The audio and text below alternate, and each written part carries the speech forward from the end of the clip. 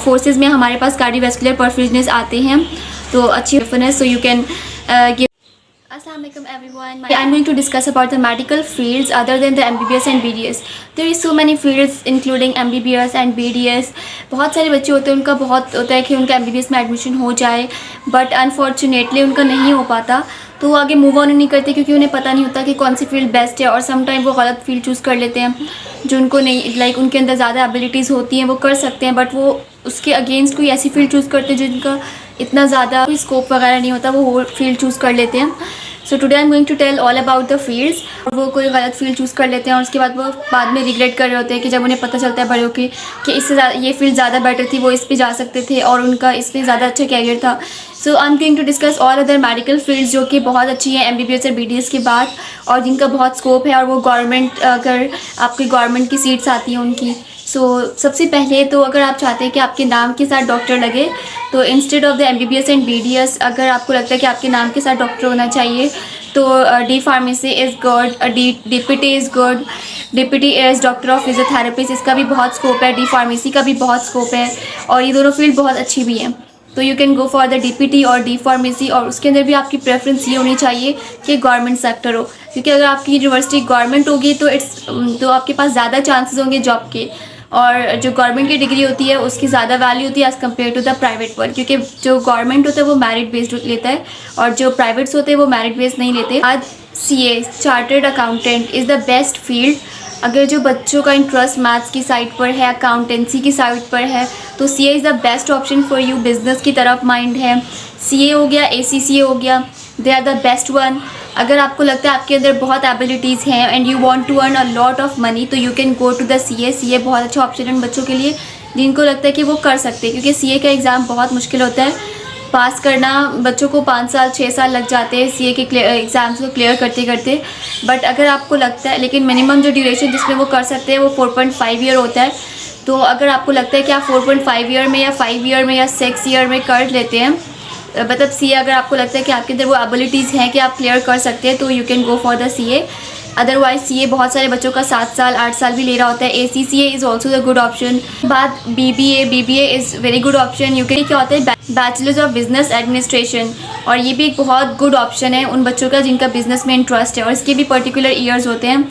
ऐसा नहीं होता कि BBA के अंदर आपका टेस्ट जब तक एग्ज़ाम क्लियर नहीं होगा, जब तक नहीं होगा पेपर, फेल होने की बहुत चांस, ऐसा नहीं होता जैसे बाकी MBBS BDS. तो इसी तरह BBA होता है जिसके अंदर पर्टिकुलर ईयर का ड्यूरेशन होता है. अब BTech bachelors in technology, one of the good one, बहुत अच्छा है. टेक्नोलॉजी बहुत सारे कराते हैं, जैसे कि बैचलर्स इन टेक्नोलॉजी करा रहे होते हैं. कराची यूनिवर्सिटी की बहुत अच्छी है, बहुत बेस्ट है. अगर आपका मेरिट पर वहाँ हो जाता है बैचलर इन टेक्नोलॉजी, बहुत अच्छा है. बाकी इसके अलावा भी बहुत सारी यूनिवर्सिटीज़ हैं, प्राइवेट भी बहुत अच्छी अच्छी यूनिवर्सिटीज़ हैं जो करा रही हैं. Biomedical engineering is the best one, you can गो.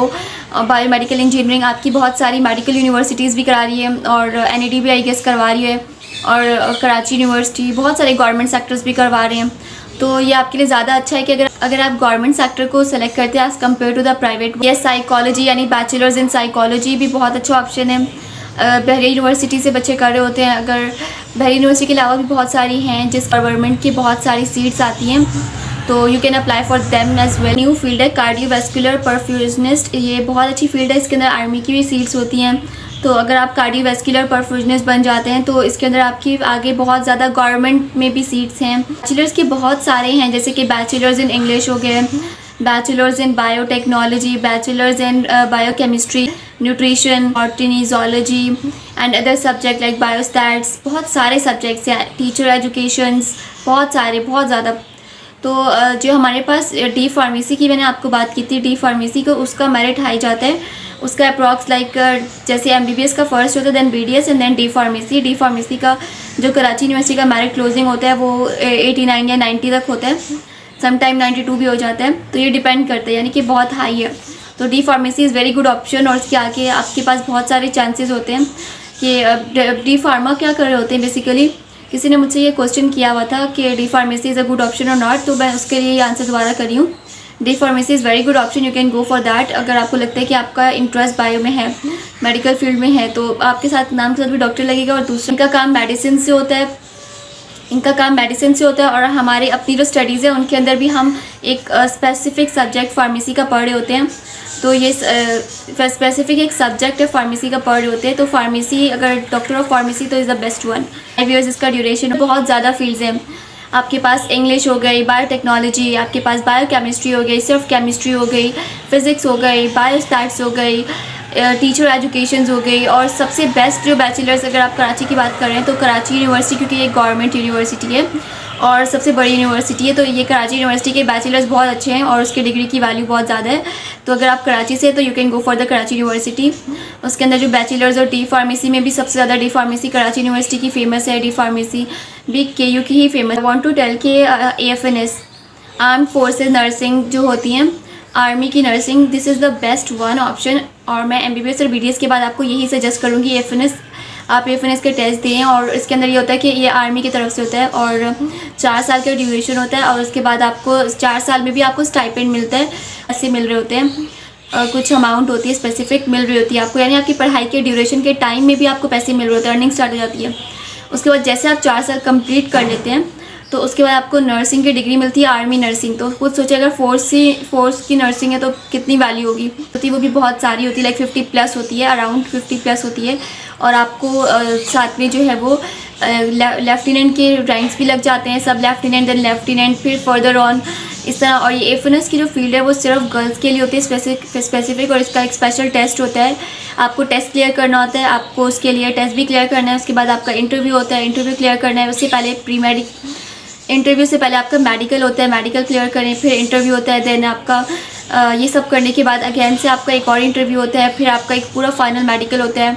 तो ये बहुत एक लंबी है जिसके अंदर AFNS is the best option. तो आप लोग ज़रूर अप्लाई करिएगा इसके लिए भी। BDS AFNS is the best one. बाकी आप लोग सिविल नर्सिंग भी कर सकते हैं क्योंकि नर्सिंग का भी बहुत स्कोप है और स्पेशली अब्रॉड में बहुत स्कोप है। तो नर्सिंग आपको गवर्नमेंट यूनिवर्सिटीज़ करा रही हैं, अगर आप वहाँ से करते तो इट्स अ बेटर ऑप्शन। बहुत सारे स्टूडेंट्स बहुत कंफ्यूज होते हैं कि अब हमारा MBBS भी नहीं हुआ, हम वो करें या नहीं। मैंने एक रिपीटर की वीडियो डाली थी कि अगर आपको लगता है कि आपके अंदर वो सब एबिलिटीज़ है तो आप रिपीट करें, अदरवाइज़ कोई रिस्क मत लें प्लीज़। अपने लिए अपना ईयरबड्स वेस्ट करें, क्योंकि आप जो भी फील्ड में जा रहे हैं ना, अगर आप उसमें बेस्ट परफॉर्म करते हैं तो यकीन माने कि वो फील्ड आपके लिए उससे अच्छी कोई हो नहीं सकती। अगर आप उसके अंदर बेस्ट कर रहे हैं, फील्ड बुरी नहीं होती, कोई भी फील्ड किसी से बड़ी नहीं होती। इसके अलावा और भी बहुत सारी फील्ड्स हैं जिनका मैंने अभी आपके सामने जिक्र ही नहीं किया, क्योंकि ये मैंने सिर्फ आपको मेन बताई हैं जो बहुत ज़्यादा इन है और जिसका बहुत ज़्यादा स्कोप है मेडिकल के अंदर। वो सारी मैंने आपके साथ डिस्कस की है। बाकी डाइटिशियंस का भी आप देख सकते हैं। बहुत सारे बच्चे फैशन डिज़ाइनिंग में भी जा रहे होते हैं, आर्ट्स भी जा रहे होते हैं, तो वो सबका अपना है। लेकिन मैंने सिर्फ वो स्कोप बताए जो कि मेडिकल के सबसे इम्पॉर्टेंट और सबसे मुझे जो लगता है कि सबसे बेस्ट है मेडिकल फील्ड। बाकी अगर आपको लगता है कि आपके अंदर एबिलिटी है और आप कर सकते हैं तो मैं आपको यही कहूँगी कि go for the MBBS and BDS, क्योंकि इससे बेस्ट ऑप्शन तो आपके लिए कोई है ही नहीं। और दूसरा ये कि लेकिन ये इसके लिए मैंने एक वीडियो अपलोड की थी कि किस तरह से आप अपने आप को जज करेंगे कि आप रिपीट कर सकते हैं या नहीं कर सकते, आपके लिए गैप ईयर लेना बेनिफिट है या नहीं। तो वो मैं इसका आपको डिस्क्रिप्शन में मेंशन कर दूंगी लिंक, और you can go there and just see के उसके अंदर either you have the abilities to do repeat और नॉट। अदरवाइज अगर आप रिपीट कर रहे हैं और आपके अंदर वो सब एबिलिटीज़ नहीं है तो वो वेस्ट ऑफ टाइम होगा आपका। तो डोंट वेस्ट योर टाइम। और जो सारी फील्ड मैंने आपको बताई हैं, इसके अलावा अगर आपको किसी फील्ड के बारे में मुझसे पूछना है, you can ask me in the comment section.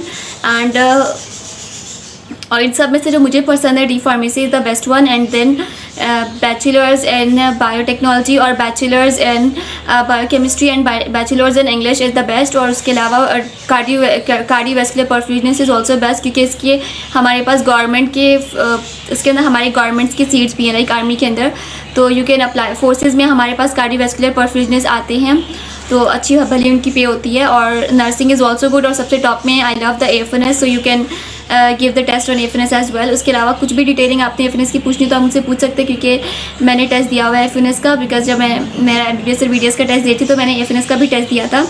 तो I do have idea all about the AFNS as well, and this is all about the video.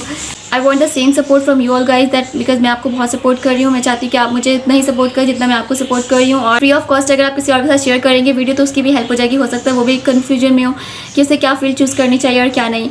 बाकी सपोर्ट भी guys give, if you haven't subscribe मी तो subscribe my channel, और इसके अंदर इंशाल्लाह मैं आपके साथ और भी शेयर करूँगी बात।